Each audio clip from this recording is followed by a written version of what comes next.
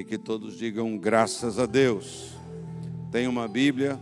Abra, por favor, no Evangelho segundo São Mateus, capítulo 6.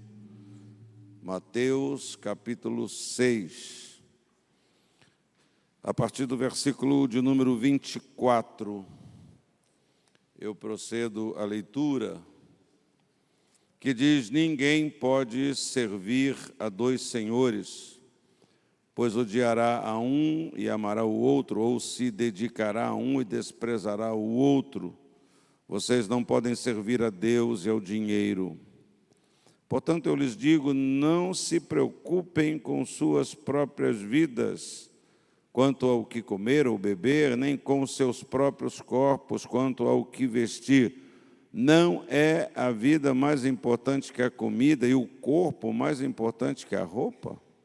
Observem as aves do céu, não semeiam, nem colhem, nem armazenam em celeiros, contudo o Pai Celestial as alimenta. Não tem vocês muito mais valor do que elas? Quem de vocês, por mais que se preocupe, pode acrescentar uma hora que seja a sua vida? Porque vocês se preocupam com roupas?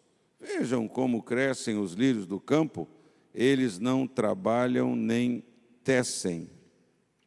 Contudo, eu lhes digo que nem Salomão, em todo o seu esplendor, vestiu-se como um deles.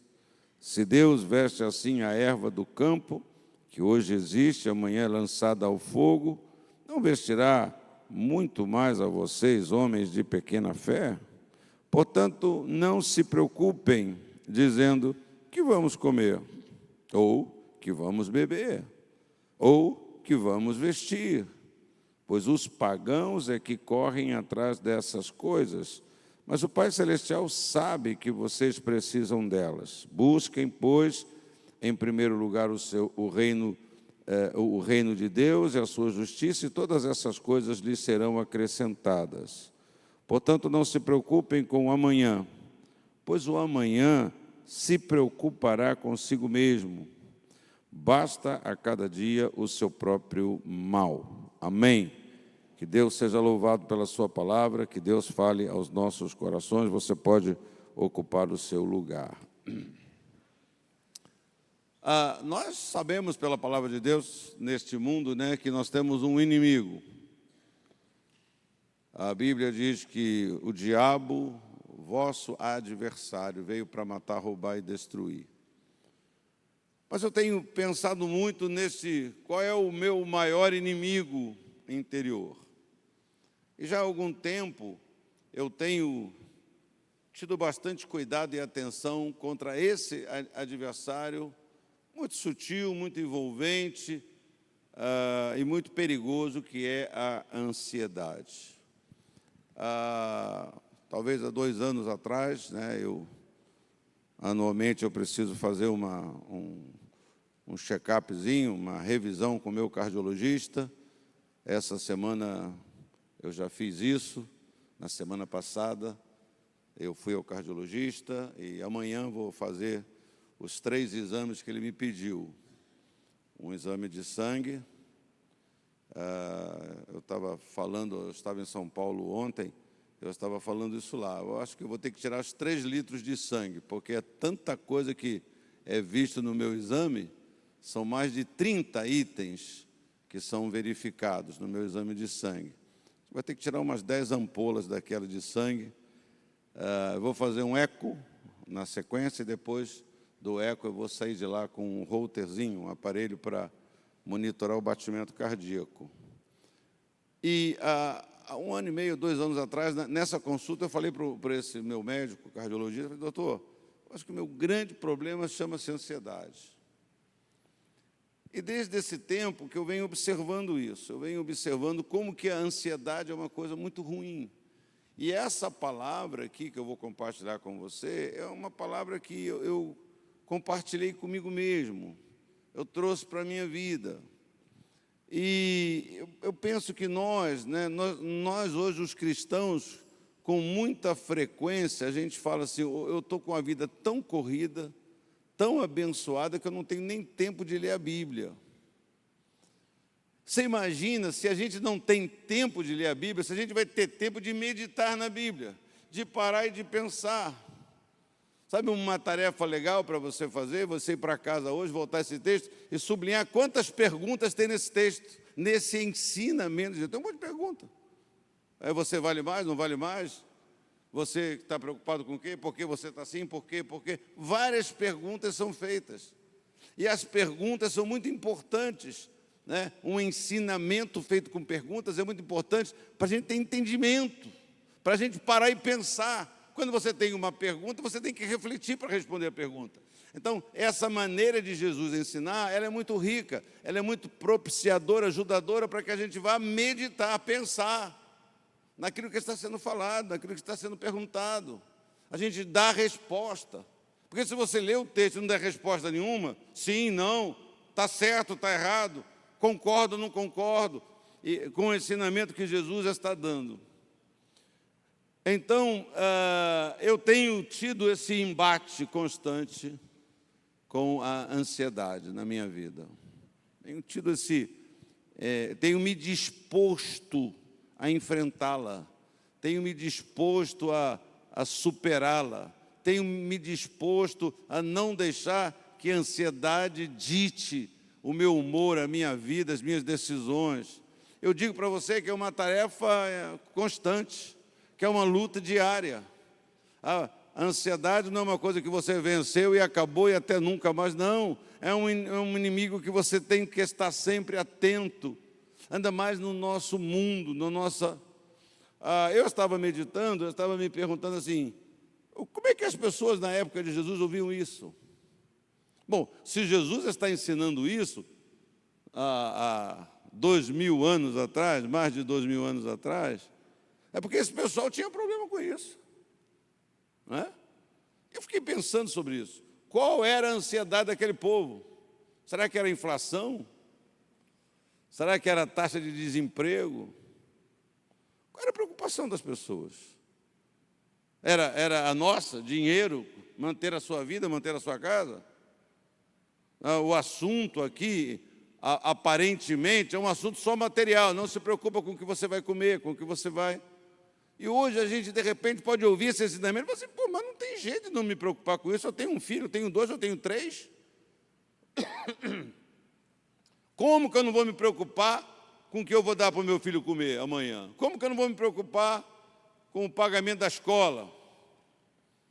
Tempo bom, você lembra? Quando você era menino, que nem eu? Né? Eu estava pensando hoje, viajando de carro, eu fui de carro, eu e a Kátia, e nós voltamos, hoje eu vim pensando sobre isso, né? Como é que as famílias faziam 10 filhos? Já pensou? Já pensou 10 filhos para pagar a escola? Mas a pessoa não pagava escola. A pessoa frequentava escola pública. Tinha escola pública. Quando não ia frequentar escola nenhuma, ia para a escola pública. Tem aquelas narrativas muito repetitivas, né? Muito frequentes, a experiência muito frequente, melhor dizendo, de muita gente que saía, andava a pé, morava num lugar afastado, andava sozinho, andava pequenininho para estudar, o esforço para estudar, mas tinha escola, não pagava escola. E tinha escola boa, né? Quem estudou na escola pública de 40 anos atrás, 45 anos atrás, você tinha um monte de matéria importante. Eu me lembro que a minha avó só tinha o 1º grau, ou 2º grau, não sei direito, e a minha avó tinha uma letra linda. Por quê? Porque você tinha uma matéria de caligrafia, você ensinava caligrafia. Hoje, os meninos passam de ano sem saber quanto é que é 3 vezes 3. Passam de ano sem saber, né, com uma letra aqui. Você vai no 1º grau, você se formou em medicina, você está com assinatura já de médico aqui, ou se formou no 1º grau? Porque não há mais aquele cuidado, não há mais aqueles valores que as crianças aprendiam, não é verdade? Mas hoje a gente está preocupado com outras questões. Então, eu queria, assim, estimular você a meditar na Bíblia, a refletir na palavra de Deus. A Bíblia deve ser o rumo, o leme, a base da nossa meditação.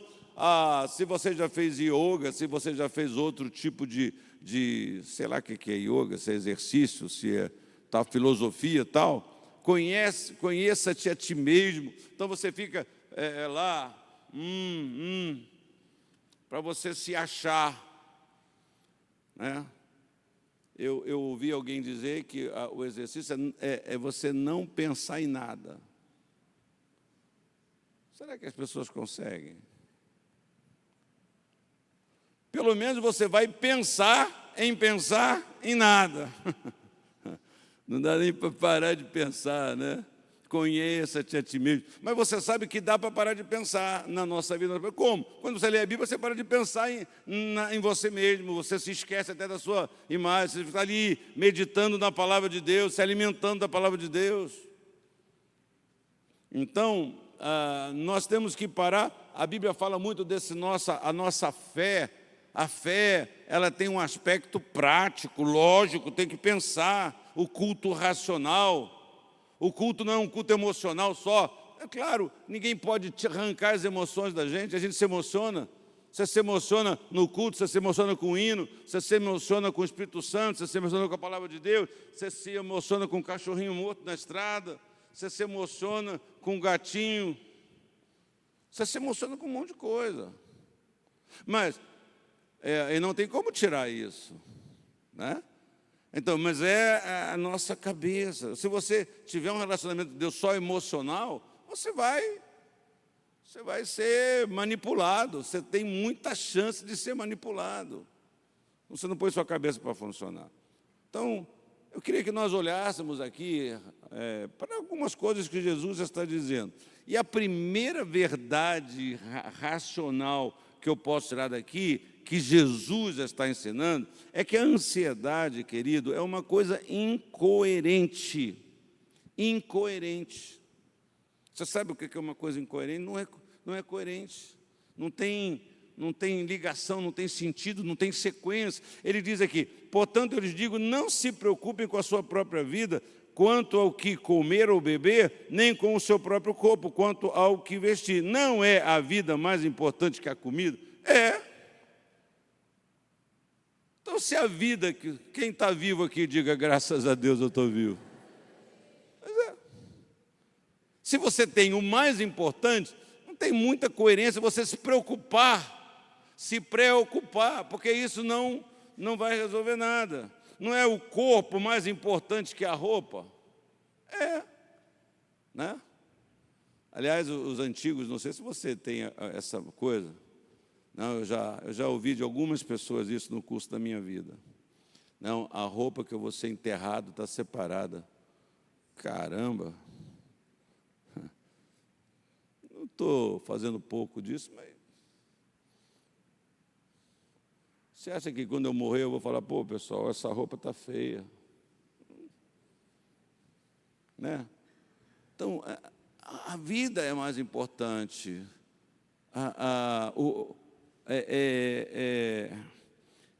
Enfim, o corpo, a vida, a saúde é mais importante.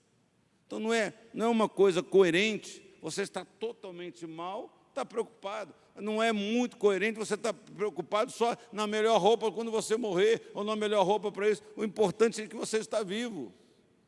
Se eu tenho vida, se eu posso comprar uma coisa boa, eu vou comprar, mas se eu não posso também, eu estou vivo. Não vou fazer disso uma coisa, o que adianta? A vida é mais importante.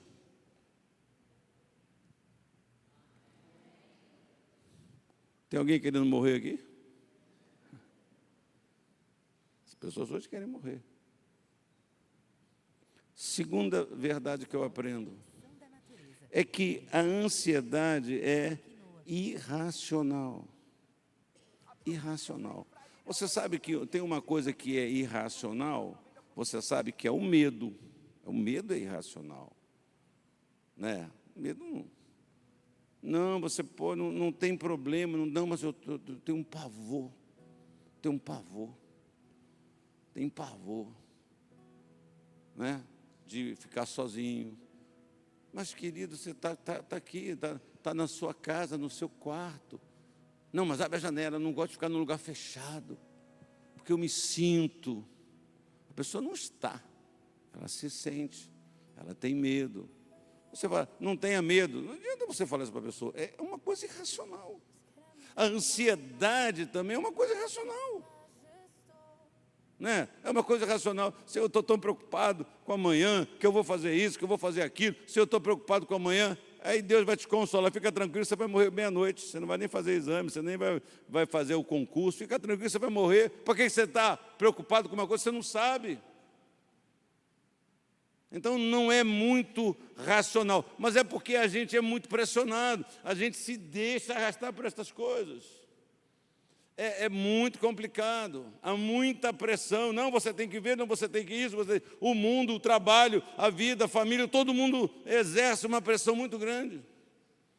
Tome a decisão de não ficar ansioso, de não agir e reagir debaixo da ansiedade. Você vai sentir uma pressão muito forte contra você. As pessoas vão ter uma demanda muito forte em cima de você. Não, porque você tem que fazer, porque você é isso. Aí você fica tranquilo, você se relata, tá bom, depois eu vou ver. Não, mas não pode. As pessoas não aceitam. Às vezes as pessoas não aceitam que você escolha não ficar ansioso.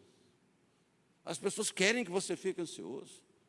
E as pessoas que estão do nosso lado, é a nossa família, a esposa, o marido, enfim, a mãe, o pai, os colegas, todo mundo quer que você fique, quer que você vá. Então, quando você age diferente, quando você põe, pelo amor de Deus, eu estou vivo, Deus está comigo, amanhã eu compro, amanhã eu faço, amanhã eu compro uma roupa, eu não puder, e tem o sistema, nós temos muitas amarras, não é verdade? Nós temos muitas amarras sociais. Tem muita coisa, você não pode estar assim com esse seu corpo, você não pode estar assim com esse cabelo, que isso é um problema, socialmente dá problema. Pelo amor de Deus, eu tenho que cuidar da minha saúde, sim, está certo. Tenho que cuidar do meu corpo, sim, está certo. E eu tenho que cuidar disso para viver bem. Né? Não adianta viver 100 anos mal. 100 anos mal. Desde os 50, alguém tem que me carregar. Já fica lá. Né? Comprei uma roupinha bonita. Pô, eu quero saúde, eu não quero roupinha bonita. Eu quero não precisar de certas coisas. Então, o que Jesus está dizendo assim, não fique ansioso, porque isso é uma coisa. Se você está ouvindo, estou me colocando no lugar de Jesus ensinando isso aqui. Se você está me ouvindo aqui, você está vivo, você está aqui nesse campo, nessa montanha, nesse lugar, poxa, por que você está preocupado com outras coisas? Por que você está ansioso? Não é verdade? Dependendo da sua idade, eu estava pensando, eu fui a São Paulo e eu ganhei alguns presentes lá, em razão do meu aniversário, e, enfim, eu estava pensando nisso, ganhei uma camisa do Bispo Tito, tive que perdoar ele, porque ele comprou uma camisa para mim, e quando eu experimentei, ele falou assim, experimenta a camisa que se não estiver boa. Quando eu experimentei a camisa, falei, poxa, o bispo avaliou a minha barriga de uma maneira sobrenaturalmente multiplicada. Aí, o pior foi quando eu falei, tem que trocar, chefe. Ele falou assim, ficou apertada. Eu falei, pelo amor de Deus, chefe. Ficou imensa. Não, essas coisas, né? Mas eu estava pensando, eu ia dizer isso, quantas camisas eu já comprei na minha vida? Quantas camisas eu já comprei? Quantas camisas? Porque você está preocupado com certas coisas que, durante o curso da sua vida, você pode não ter tido a camisa, mas você sempre teve uma camisa. Da Renner, do C&A, da Dudalina, né? Do Jacaré. Não importa. Importa que você teve uma camisa, que você tem uma camisa. Então, é incoerente, a gente está ansioso, preocupado com essas coisas. Terceira lição é que, e essa eu acho que você entende mais um pouquinho, você tem mais percepção dela, que a ansiedade é ineficiente. A ansiedade não resolve nada. A ansiedade não produz nada. A ansiedade não resolve nada. Não soma nada. Não tem utilidade nenhuma. Tem utilidade nenhuma. Quem de vocês, por mais que se preocupe, versículo 27, pode acrescentar uma hora que seja a sua vida? Ninguém pode. Ninguém pode. Então, ansiedade, você vai perceber isso. Eu estava orando. Não, para pensar. Fala para o irmão do lado, para pensar. Fala para ele, para pensar, irmão. Você precisa parar para pensar. Você precisa parar para pensar. Deixar o que não é útil. Você já viu, em todas as áreas o homem tem essa preocupação em produtividade, em resultado, em conquista. Mas na área pessoal a gente se agarra a coisa que não tem produtividade, que não soma nada, que não resolve nada, que não alivia nada. Não é não? É ou não é, Marilena? Estou certo? Pronto. Então, como lidar então com esse problema? Tá bom, o senhor está dizendo, pastor, o senhor está falando aqui nessa noite da inutilidade. Tá bom, mas todos nós sofremos, entendendo ou não entendendo esses princípios que eu acabei de falar, aqui baseado no ensino de Jesus, que é incoerente, que é irracional e que é ineficiente, é inócuo, não produz nada, não gera nada, não altera nada, não melhora nada, só piora. Então, como lidar com a ansiedade? Então, vamos lá, aqui no nosso texto. Primeiro, você precisa desenvolver, ao invés de desenvolver a ansiedade, ao invés de se deixar controlar por esse bicho, você precisa desenvolver a sua fé. Você precisa desenvolver a sua fé em Deus. A sua fé em Deus. Né? Porque há certas afirmações da Bíblia que elas têm que ser entendidas bem.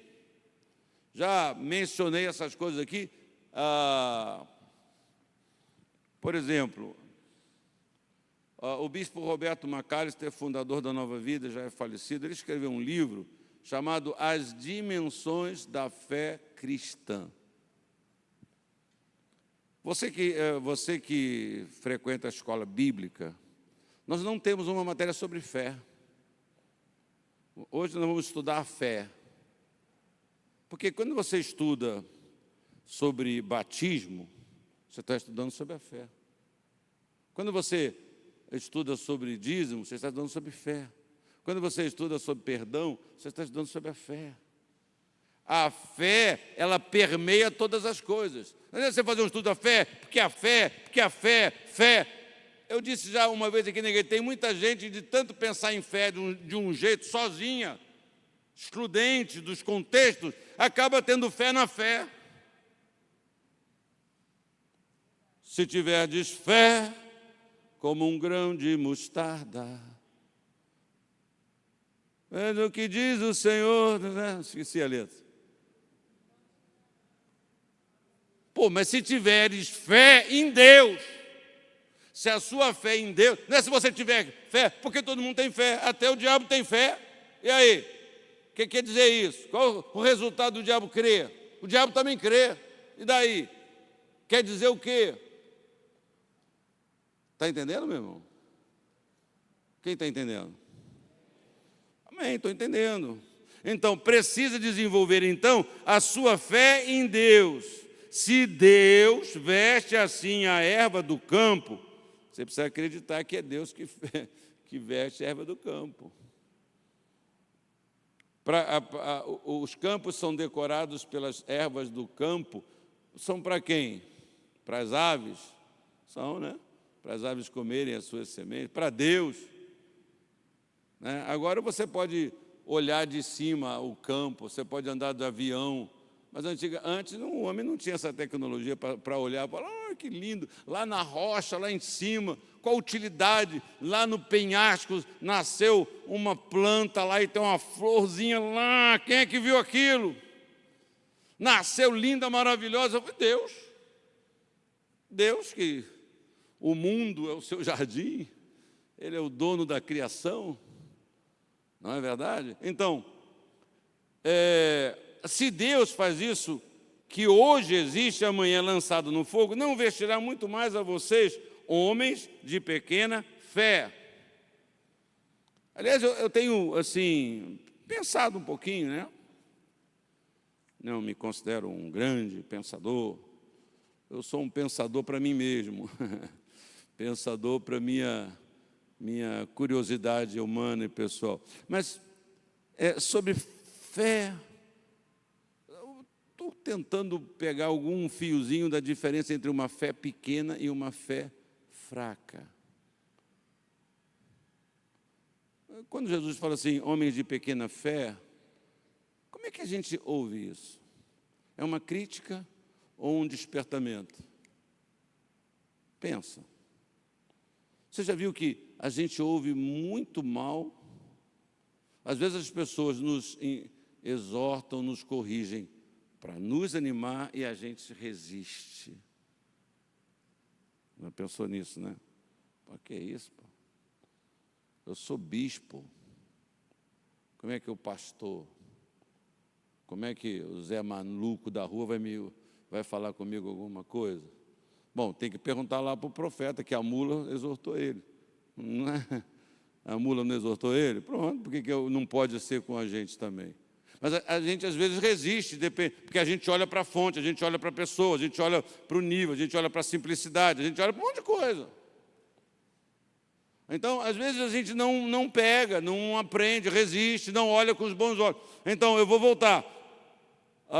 Não vestirá muito mais a vocês, homens de pequena fé. Pensa, medita. Por isso você tem que parar e ler e fazer-se perguntas. As perguntas que Jesus faz, eu tenho que acrescentar outras perguntas para entender, para chegar um pouco mais perto do que Jesus está dizendo. Então, você pode ser olhado como uma crítica, você pode olhar essa mesma palavra como incentivo, encorajamento. Hebreus 11, 6, que nós gostamos de citar esses versículos. Sem fé é impossível agradar a Deus. Irmão, sem fé é impossível agradar a Deus. E às vezes é você exatamente que está sem fé, que passou por uma coisa menor e não conseguiu crer. Por quê? Porque você não está desenvolvendo o seu relacionamento com Deus, ou com oração, com comunhão, com leitura da sua palavra, com a meditação na palavra de Deus, com o crer nas promessas de Deus. Você tem que tomar posse das promessas de Deus. Você tem que tomar posse também da exortação de Deus. Você tem que tomar posse também da correção de Deus. Porque você não pode tomar a promessa para você, a paulada é para o outro. A promessa é para mim, a correção é para o outro. A promessa é para mim, o não é para o outro. Você não vai crescer. Você não vai desenvolver sua fé. Está certo? Abraça as promessas de Deus. As promessas de Deus não estão sucintas e resumidas a uma, mas em toda a palavra de Deus. Segunda forma de lidar com a ansiedade. Você precisa aprender a abrir mão das coisas menores. Abra mão de coisas menores. Abra mão de coisas pequenas. Quantas vezes a gente está assim, com esse nosso bendito, para não dizer maldito, princípio de querer controlar tudo. Você quer controlar tudo. Você quer ditar norma de tudo. Você quer ser Deus. Tá bom, você não gosta daquele time, mas o outro gosta, droga. Deixa para lá. Vai ficar num negócio sem sentido, né? O fulano gosta de uma coisa, não, deixa para lá, pô. Não, porque isso aqui, porque... Não, você tem que fazer assim. Cara, você deixou os seus filhos terem alguns erros para eles aprenderem? Por que depois não quer deixar a pessoa fazer da maneira dela? Mas ela vai perder muito tempo? Paciência, o que eu posso fazer? Ela quer. Né? Você sabe, eu vou fazer 40 anos de casado. Pronto. Você acha que eu vou fazer amanhã o que eu não fiz em 40 anos? Você acha que eu vou ensinar para minha mulher amanhã o que eu não ensinei ela a vida inteira, que ela está casada comigo? É verdade que eu ensinei quase tudo que ela sabe, né? Mas deixa para lá. Ela não gosta daquilo, ela não sabe fazer aquilo. Pronto, deixa. Tá bom, minha filha. Tá ótimo, conseguiu. Estou tentando ensinar ela, já tem uns meses, como faz uma transferência da conta no banco pelo telefone. Kátia, pelo amor de Deus, vai lá. Você faz para mim, porque tem que... Tá. Tá bom, eu vou. E quando eu morrer? Sei lá, ela se vira. Casa com outro bobo, né, para ensinar ela a fazer as transferências bancárias. Sei lá. Você faz uma coisa, deixa para lá, irmão. Estou dizendo para você ser bagunçado, eu tenho vários princípios que eu não consigo abrir mão. Só que hoje, eu não fico assim mais pilhado. Fulano, né? Você lembra aqui um período que eu falei para vocês aqui, eu falei assim, irmão, olha, para de querer dar sua opinião. Você só deve dar sua opinião para quem pedir. E eu falei, eu estou numa fase que eu não quero dar opinião nem para quem me pede opinião. O cara vem me dar opinião, eu falo, queridão, eu não tenho opinião não sobre isso. Não sei não, cara, não sei. Eu só não sei. Né? Às vezes a gente quer dar opinião até para quem não pediu opinião da gente. Isso não é chato? É ou não é? Tu acha chato esse negócio? Você está ali pensando uma coisa, vem a pessoa, não, você tem que fazer isso assim. Aí você olha, eu olho para a cara da pessoa, tudo bem? Você está bem? Se eu estou sentado, eu estou fazendo assim porque eu estou sentado, a pessoa vem. Não, aqui, espera aí. Está precisando de alguma coisa? Não. Por favor, me deixa em paz. Aí se você fala assim, mas eu não pedi sua opinião, querido. Pastor é grosso, a gente quer ajudar, né? Mas não pedi para ser ajudado. O problema está na pessoa, que ela tem uma coisa que ela quer controlar, influenciar, tudo. Você está rindo porque você é assim?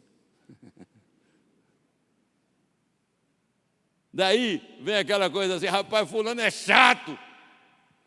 Aí você fica chateado, magoado. Pô, a gente quer fazer, a pessoa não chama a gente de chato. Querido, você é chato mesmo se você faz isso. Eu estou falando isso porque eu também sou chato. Estou falando como se eu fosse melhor que você. Eu estou falando para você que eu estou procurando aprender certas coisas. E eu estou me sentindo muito bem mudando. Está me fazendo bem mudar. Está me fazendo bem. Porque a gente não consegue, a gente fica muito ansioso porque a gente não aprendeu a abrir mão de certas coisas.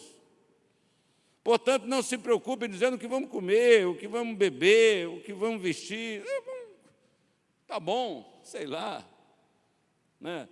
Eu já contei isso para você, né? Às vezes a gente sai para comer, vamos comer alguma coisa. Então, assim, aí você tem vontade de comer uma coisa. Aí eu quero comer carne. Aí você fala, vamos ali comer carne. Não, carne não, você só come carne, olha essa barriga, gordura, vamos comer isso aqui, vamos comer salada. Tá bom. Aí quando você fala assim, o que você quer comer, Cátia? Não sei, o que você quer comer? Eu estou perguntando para você. Às vezes é até difícil, né, se você honrar, não você, mas eu com a minha esposa. Quando eu digo para ela, onde você quer fazer? Não, eu estou aqui, né? Eu falei isso aqui, a gente viajou para Fortaleza. Eu falei, Cátia, o que você quer? O que você quer? Eu não sei. Não sabe. Ela só sabe quando eu digo o que eu quero, que ela sabe o que é o que ela não quer. Que coisa difícil isso. Não, você tem que aprender a abrir mão, aprender de coisas menores. Deixa resolver, deixa a sua mulher. Ela gosta assim, não deixa. Não, cara, quantas vezes você está fazendo uma tempestade e aquilo não para, já notou? Não para. Aí faz o que você quer, aí, tá vendo? Ficou uma droga. Cara, tu não tem isso, não. Para que eu abri a minha boca para ir? Deixa eu fazer, está feliz, tá? Eu também estou. Tá bom para você, tá? Se você me der beijinho, fizer cafuné em mim, me dá uma comidinha boa, para mim está tudo bem. Terceira coisa, você precisa redefinir as suas prioridades. Para e pensa no que Jesus está dizendo. Você precisa redefinir as suas prioridades. Sabe que às vezes uma fonte de ansiedade, como diz o outro, lascada, é você, corre para cá, está correndo para tudo quanto é lado. Não tem prioridade na sua vida, não sabe o que é mais importante. O que Jesus falou para você e para mim? Busquem o reino de Deus. Ele nos deu uma prioridade. Busquem o reino de Deus em primeiro lugar. E eu fiquei pensando, eu penso muito sobre essa declaração de Jesus. Eu me pergunto assim, como que eu definiria para você o que uma pessoa que está buscando o reino de Deus em primeiro lugar faz? Pensa. Quando a gente fala sobre isso, o que é buscar o reino de Deus em primeiro lugar? E aí? Você está buscando ele em lugar, amém, aleluia. Aí você está respondendo uma coisa que você nem parou para pensar. Será que para buscar o reino de Deus em primeiro lugar, para o Antônio, pode ser certas coisas e para o pastor Awad ser outras coisas dentro de um... Não sei, você tem que pensar. Quem busca o reino de Deus em primeiro lugar? Quem vem à igreja todos os cultos? É isso. Né? Pensa aí, vai pensando. Está pensando? Não está só me olhando? Você consegue olhar e pensar ao mesmo tempo? Então, olha e pensa. O que é buscar o reino? Aí Jesus falou assim, olha, busquem o reino de Deus e a sua justiça, e todas estas coisas lhe serão acrescentadas. Assim, pensa bem. Não, tem muita gente que vai buscar o reino de Deus em primeiro lugar, é isso. Aí você ouve aquilo, mas será que é isso mesmo? Será que eu posso resumir o reino de Deus em primeiro lugar? Então, na minha simplicidade, eu penso que a questão do assunto é só a questão da primazia, do ter o coração sempre voltado para o plano de Deus, para a vontade de Deus. É tudo que a gente faz se submeter a Deus, se submeter à palavra de Deus. Não é torcer as coisas segundo a nossa conveniência, é se guiar por princípios. Quais são os princípios? Buscar o reino de Deus e a sua justiça é se guiar por princípios. É ser justo, é ser honesto, é ter um caráter, é priorizar as coisas do Senhor, é servir ao Senhor. Servir ao Senhor. Você sabe que é uma fraqueza na nossa vida espiritual, que é não entender que vir à igreja para cultuar a Deus é servir a Deus. Vir à igreja, cantar, adorar, o propósito do meu coração é servir a Deus. Aí você me vê lá, eu falo, oi pastor, tudo bem, mas você está ali. Não, porque o pastor te veja. O pastor quer te ver. Mas não é isso. Serviço. Servir. Priorizar, servir. Buscar o reino de Deus vai exigir que você abra mão sempre de alguma coisa sua em favor da vontade de Deus, em favor do outro, em favor. Quantos de nós estamos dispostos? Não estamos dispostos, não. Desculpe, eu não posso, eu quero, mas eu não posso, eu não tenho tempo, desculpe. Busquem o reino de Deus. Essa coisa da vontade de Deus, da minha obediência a Deus, tem que ser o que me domina. Buscar o reino em primeiro lugar é isso. Agrada a Deus? Não, então eu não vou fazer. Senhor, me ajuda, Senhor.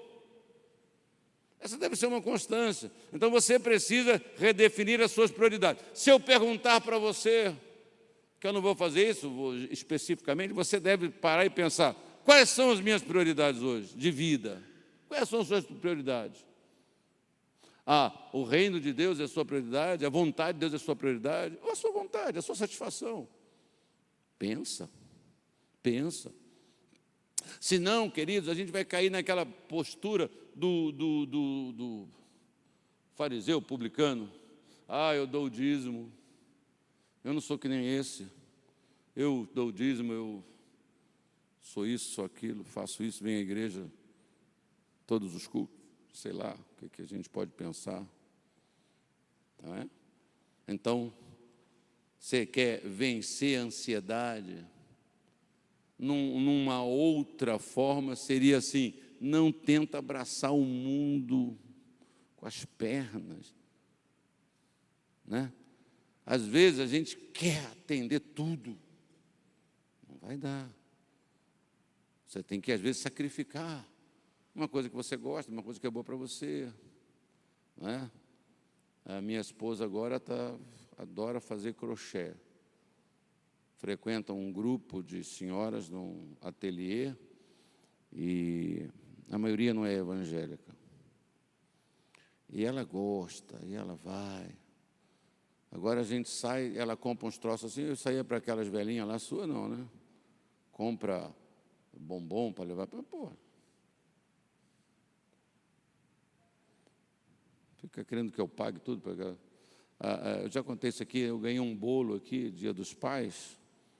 Eu até falei para as irmãs, minhas filhas, que me dão esse bolo, falei, me dá um bolo menor, querida. Porque me deu um bolão, aí eu comi um pedaço. Aí separamos um pedaço para cá, comi lá uma semana o bolo. Aí separou um pedaço e levou para o trabalho dessas velhinhas lá. Aí falou para elas assim: olha, isso aqui, meu marido é pastor. Aí as pessoas deram um bolo para ele já falou para elas para não trazer bolo tão grande que não dá para comer, para não perder o bolo. Aí a velhinha falou assim: não, fala para ele falar isso não, deixa elas trazerem o bolo para ele todo ano, que você traz o bolo para cá. Você vê que o ímpio às vezes é mais esperto, né? Jesus que falou isso, né? Então, nós temos que... você quer atender? Eu não posso. Eu tenho que ter prioridade, meu Deus. Né? Essa coisa de igreja, de culto, de vir à igreja, né? A gente vive um tempo, aí cada um vai, não, tudo bem, eu não posso, eu só tenho um domingo para abrir mão. Tá bom, mas você tem que ter uma prioridade. Como é que eu vou arbitrar isso? Como é que eu vou? Para mim, certas coisas que nos ajudam a definir as nossas prioridades têm a ver com o nosso compromisso. Eu já contei isso aqui, não é porque eu sou pastor, meu irmão. Quando eu não era pastor, era um cristão, eu tinha compromisso, sempre tive compromisso com Deus, com a casa de Deus. Pô, Miguel, eu vou lá na tua casa domingo. Cara, você pode ir, mas domingo você vai comigo para a igreja. Meu amigo de longe, o meu parente da Itália, cara, beleza. Que alegria, que prazer. Vai lá, a gente faz o seguinte: você vai para a minha casa, eu te dou casa e comida. Domingo de manhã a gente vai para a igreja, cara. Tá bom para você? Depois eu levo até você para comer.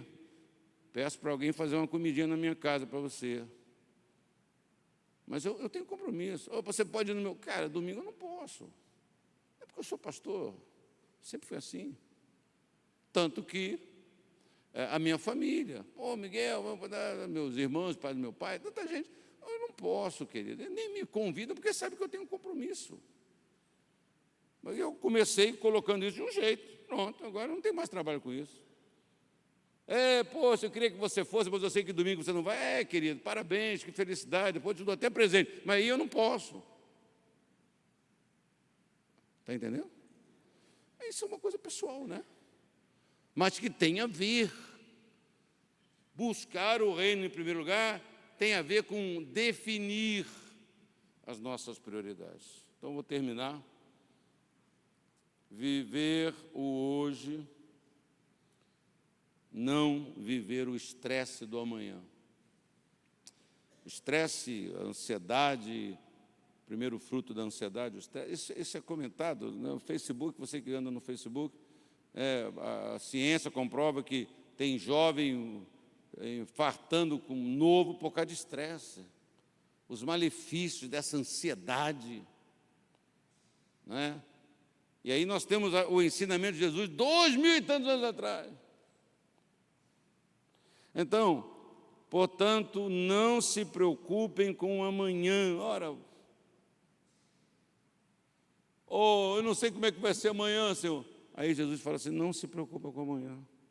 Para quantos de nós a palavra de Jesus é suficiente? Eu não posso. Se só falta falar, Jesus não sabe o que eu estou passando. Se só falta você cometer uma negação da soberania de Deus,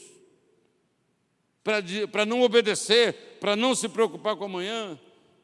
Eu já falei, para alguns de nós, e para mim, durante um tempo foi assim, tem a ver com a minha responsabilidade. Eu tenho que me preocupar com ela, porque eu tenho responsabilidade, tenho mesmo. Mas até nisso eu tenho que aprender.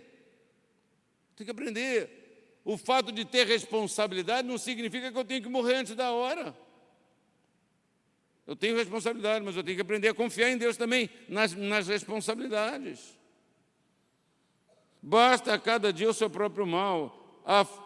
Eclesiastes 11:10, afasta do coração a ansiedade. Olha, Salomão escreveu esse trem.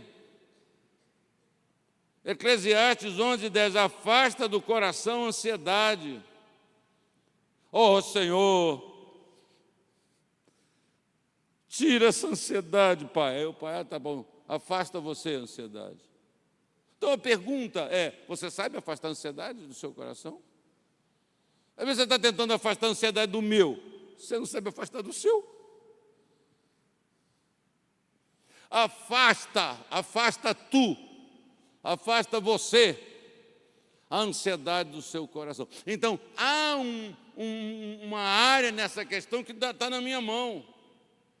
Está na minha mão. Ansiedade é como um jogo de ping-pong, tu tem que manter a bola sempre volta, né? Mas tu tem que estar sempre, se tu não rebater ela a vida toda, ela vai ficar na sua mesa. Você vai perder ponto. Então tem que estar sempre rebatendo a ansiedade, sempre tirando o coração, tomando a decisão de se acalmar, de se tranquilizar. Jeremias 50:34, o Redentor deles é forte, Senhor dos exércitos é o seu nome, Ele mesmo defenderá a causa deles e trará descanso à terra. É o Senhor que vai fazer isso, é o Senhor que vai afastar de mim, vai defender, afastar não, vai defender a minha causa e me dar descanso. Aí tem outros ensinamentos aqui. Onde é que você está procurando descanso? Eu gosto de praia, você gosta de praia? Eu gosto de praia. Você gosta da montanha? Eu também gosto de montanha. Minha mulher só gosta de praia. Pobre, o que vem à mão de maneira nenhuma lançarei fora. Gosto de churrasco na laje, eu gosto de tudo que distrai. Então, precisa descontrair.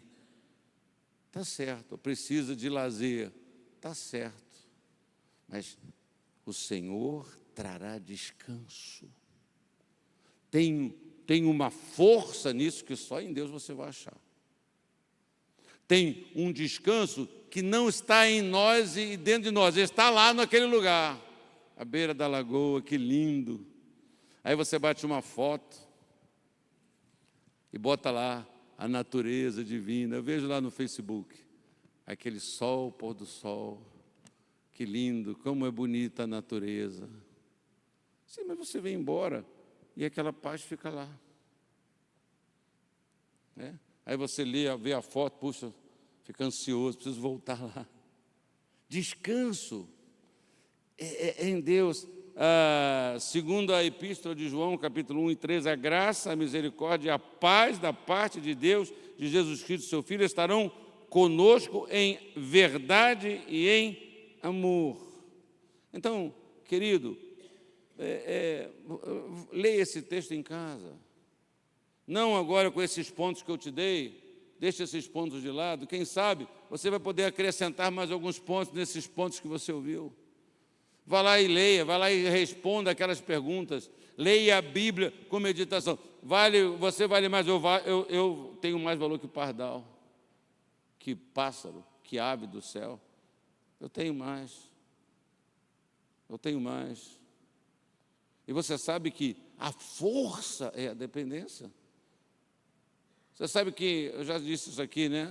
Eu já tive canário belga, canário não sei o que lá na minha casa.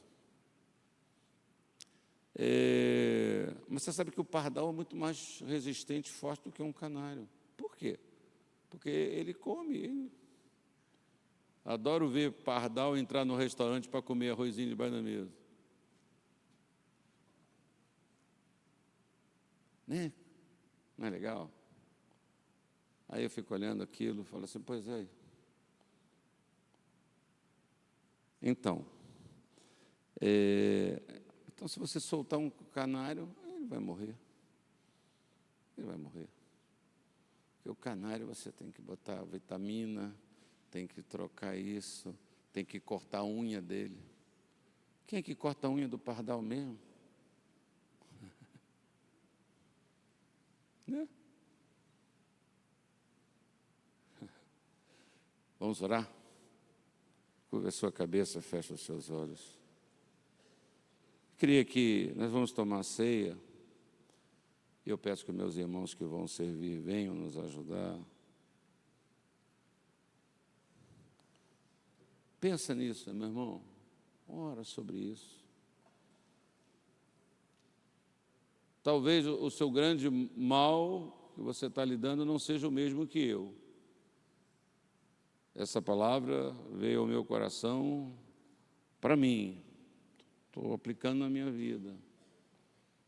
Estou abrindo meu coração para você, dizendo que esse é um inimigo persistente, que eu tenho buscado ter esta disposição de rejeitá-lo, de resistir, não deixar essas coisas ditarem minhas atitudes, minhas escolhas.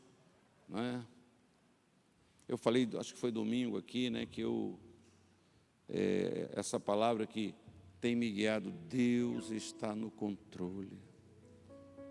Como é bom, os irmãos preparados podem servir também. Como é bom, como é bom, como é bom saber que eu não preciso estar no controle de tudo. Eu espero que você, que cada um de nós, que nós não deixemos para chegar num ponto, que nós não sejamos convencidos pela dura realidade, pela crise, pela enfermidade, pelo estresse, que a gente não pode controlar tudo. Então o que eu posso fazer? Confiar em Deus. Confiar em Deus de todo o seu coração. Crescer na fé em Deus. Crescer na fé na palavra do Senhor. O que eu posso fazer? Você pode definir suas prioridades. Você pode buscar o reino de Deus em primeiro lugar. Buscar a vontade de Deus. Como é que você faz para conhecer, para buscar o reino em primeiro lugar? Você precisa ler a Bíblia. Não é eu que vou dizer para você, é a Bíblia que vai dizer para você o que você deve fazer primeiro, o que você deve escolher primeiro, qual deve ser as suas prioridades. Está na palavra de Deus. Está na palavra de Deus. Sobre todas as áreas da nossa vida, irmão. Está na palavra de Deus. Como que você deve fazer escolhas na sua vida? Mas se você não ler, se você não buscar aí o reino de Deus em primeiro lugar, vai ser sempre uma palavra do Senhor para nós, que você vai ficar sempre voando. Vai sempre achar que qualquer pouquinho que você faz, você já está buscando. Qualquer obediência a um ponto, você já está buscando o reino de Deus em primeiro lugar. Eu creio que a lembrança do sacrifício de Jesus, participar da ceia do Senhor, puxa, é esse refrigério, esse descanso. A ceia, ela me chama e chama você para a nossa dependência de Deus, para o senhorio de Cristo. Ao participar da ceia, eu estou declarando que Jesus é o Senhor da minha vida, o Senhor da minha vida. Que Deus é que cuida de mim.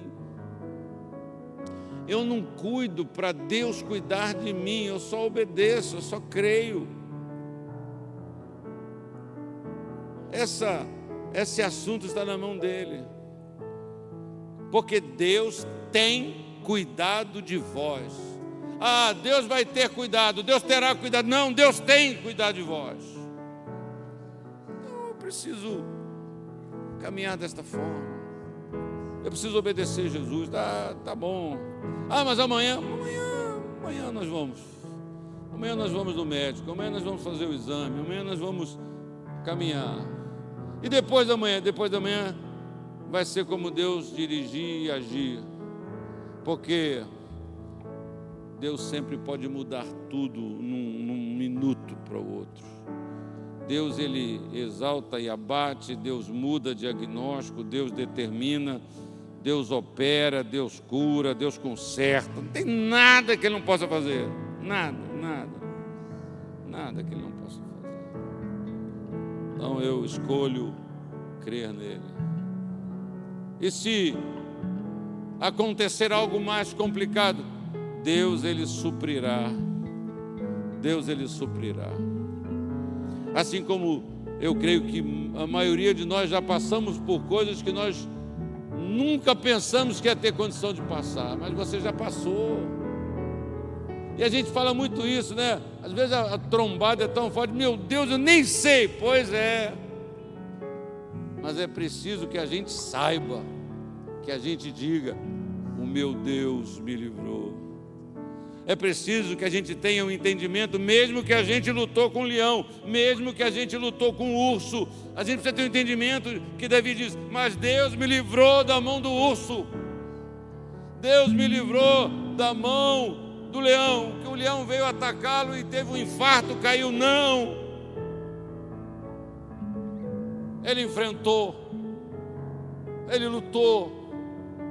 Não sei se Davi tinha uma cicatriz da luta com o leão no braço. Não sei se ele tinha uma marca da luta com o urso. Mas ele disse, o Senhor me livrou, o Senhor me livrou, o Senhor me livrou. E você e eu nessa noite, segurando o pão e o cálice antes de tomá-lo, nós podemos dizer, o Senhor me livrou de tanta coisa. Tanta coisa. Tanta coisa, você já passou por ponto final na sua vida, muitas vezes, muitas situações que você falou, é o fim, mas não foi o fim. Você já passou por muita coisa, você agora não sei o que vai ser, e você está aqui hoje. Vamos ficar de pé. Trate de ansiedade na sua vida, irmão. Enfrente a ansiedade da sua vida. Siga o conselho do Senhor Jesus, siga o conselho do sábio Salomão. Afasta a ansiedade do seu coração. É você que tem que fazer isso. Eu não posso fazer isso por você. Você não pode fazer isso por mim. É uma decisão pessoal, é uma iniciativa pessoal. Não andeis ansiosos de coisa alguma. Senhor, eu não vou andar mais ansioso. E se alguma coisa está me fazendo ficar ansioso, então eu vou entregar aquilo. Eu vou dizer, Deus está no controle disso. Você está na mão do meu Deus. Pai, obrigado por esse momento. Obrigado pela tua obra na cruz. Eu não posso tomar a ceia sem dizer obrigado pela tua obra na minha vida, Pai. Obrigado pela tua obra na minha vida, resultado da tua obra na cruz do Calvário, pelo perdão, pelo cancelamento da minha dívida, pela transformação da minha vida, por me tirar de onde me tirou e me colocar sentado à mesa do Pai. Aleluia. Quantos de nós nunca tivemos acesso nem convite para nenhum banquete, de nenhum rei, de nenhum presidente, de nenhum governador. Mas o Senhor disse para mim e para o meu irmão, venham à mesa comigo, aleluia, aleluia. Grande amor, poderoso amor, Pai. Obrigado, Pai. Ajuda meu irmão, ajuda minha irmã. Ajuda-nos a andar e a viver abundantemente. Que nós não rejeitemos a Tua palavra e o Teu conselho, dizendo, não dá, isso é muito difícil. Não. Que a gente creia, que a gente deseje, que a gente abrace, que a gente busque, que a gente decida. Eu não vou viver mais como eu estou vivendo. Eu vou abrir mão. Eu vou fortalecer a minha comunhão com Deus. Ao invés de ficar lá alimentando a ansiedade na minha vida, eu vou dobrar os meus joelhos e me encher da presença do meu Pai e ouvir a sua voz. Obrigado pelo pão. Obrigado pela comunhão. Em nome